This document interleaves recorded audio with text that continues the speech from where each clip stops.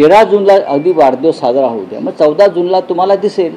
रोहित पवार असं म्हणतात की लोकसभेला जे पक्ष आमच्यासोबत होते त्यांनी चांगलं काम केलं, मात्र विधानसभेला आमच्यासोबत असलेल्या मित्र पक्षांनी स्वतःचा फायदा करून घेतला.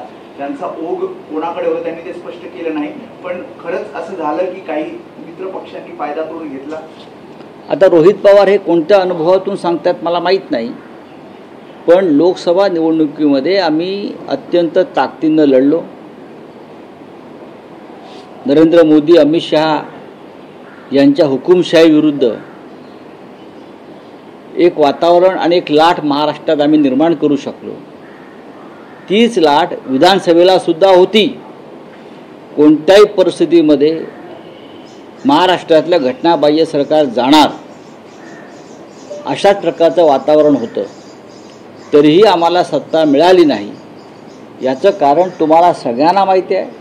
राहुल गांधींनी या विषयावरती प्रखर भाष्य केलेलं आहे आणि तेच सत्य आहे. आता कोणावरही खापर फोडणं, दोष देणं हे आता बरोबर नाही.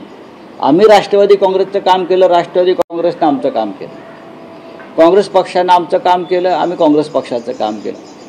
नक्कीच जागा वाटपामध्ये शेवटपर्यंत विधानसभेला जो घोळ झाला त्याचा काही प्रमाणामध्ये आम्हाला त्रास झाला. शेवटी लोकसभेला जागा वाटप सोपं होतं. एखाद दुसरी जागा सोडली तर फार वाद नव्हते, पण विधानसभेच्या जागा वाटपात, कारण प्रत्येकाला वाटत होते की आमचाच मुख्यमंत्री व्हायला पाहिजे आणि आमची सत्ता येणार, त्यातून जागा वाटपात काही तेढ निर्माण झाली आणि ती चुकीची होती.